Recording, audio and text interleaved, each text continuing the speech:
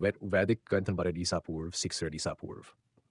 वैदिक काल भारतीय इतिहास का एक महत्वपूर्ण और निर्णायक चरण था, जिसे मुख्य रूप से वेदों के रचनाकाल के आधार पर पहचाना जाता है। इस काल का नाम वैदिक काल इसलिए पड़ा क्योंकि इस समय वेदों का निर्माण हुआ था, जो भारतीय संस्कृति और सभ्यता का मौलिक स्तंभ माने जाते हैं। इस काल में भारतीय समाज की संरचना, धर्म, राजनीति, संस्कृति और भाषा के मूल तत्व स्थापित हुए। समय सीमा: आरंभ लगभग 500 ईसा पूर्व, समाप्ति लगभग 600 ईसा पूर्व। वैदिक काल के विभाजन: वैदिक काल को दो मुख्य भागों में बांटा जाता है। Anen, Ugvedic काल, 1100 ईसा पूर्व, 1000 ईसा पूर्व, Umberhessen ईसा पूर्व। ऋग्वेदिक काल, 1500 if 1000 ईसा पूर्व। स्तन, ऋग्वेद का महत्व: ऋग्वेद वैदिक साहित्य का सबसे पुराना ग्रंथ है और इसे विश्व की सबसे पुरानी धार्मिक पुस्तक माना जाता है। ऋग्वेद में मुख्य रूप से देवताओं, प्राकृतिक शक्तियों और उनकी उपासना के बारे में हिम्स, स्तोत्र, ये ग्रंथ संस्कृत भाषा में लिखा गया था और इसमें कुल डेथ मंडल होते हैं। इस काल में आर्य जाति की संस्कृति और धार्मिक मान्यताएं स्थापित हो रही थीं, जिनका प्रभाव आने वाले हजारों वर्षों तक भारतीय समाज पर पड़ा। इसमें देवताओं की पूजा के रूप में इंद्र, अग्नि, वायु, सोम और वरुण प्रमुख थे। हैश टू समाज और जीवन। समाज इस काल में समाज वंश आधारित था, जिसमें जातिवाद की कोई स्पष्ट पहचान नहीं थी, लेकिन धीरे धीरे वर्ण व्यवस्था विकसित होने लगी थी। समाज के लोग कृषि और पशुपालन में संलग्न थे। लोग पारिवारिक जीवन में अपने कर्तव्यों को प्राथमिकता देते थे और परिवार के मुखिया, गृहपति की भूमिका महत्वपूर्ण थी। गृहस्थ जीवन और धार्मिक कर्तव्यों का पालन प्रमुख था। धर्म और पूजा विधि: देवताओं की पूजा के लिए यज्ञ प्रमुख रूप से किए जाते थे। इन यज्ञों में हवन, बलि और अन्य धार्मिक अनुष्ठान होते थे। वैदिक पूजा में मंत्रों का उच्चारण महत्वपूर्ण था और पूजा विधि में ब्राह्मणों की भूमिका थी। ब्राह्मणों को धार्मिक कर्तव्यों का पालन करने और वेदों के ज्ञान को संप्रेषित करने का जिम्मा सौंपा गया था। राजनीति और शासन: इस समय प्रमुख राज्य या छोटे छोटे जनपद थे और महाजनपद थे, जिनमें राजा राज एक प्रमुख नेता होते थे। राजाओं का कार्य धर्म और सामाजिक न्याय की व्यवस्था करना था। राजा के प्रमुख मंत्रियों में बृहत्सेवक, मंत्री और पुरोहित शामिल थे।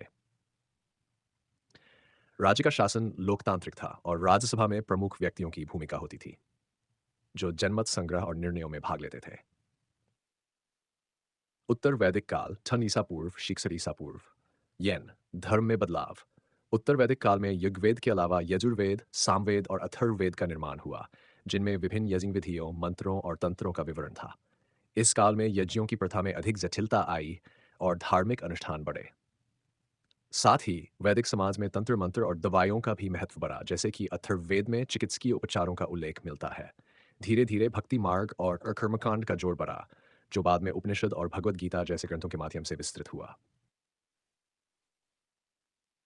जाति व्यवस्था और समाज: जातिवाद की संरचना धीरे धीरे अधिक स्पष्ट हुई और इस समय ब्राह्मण, क्षत्रिय, वैश्य और शूद्र, इन चार प्रमुख जातियों का गठन हुआ।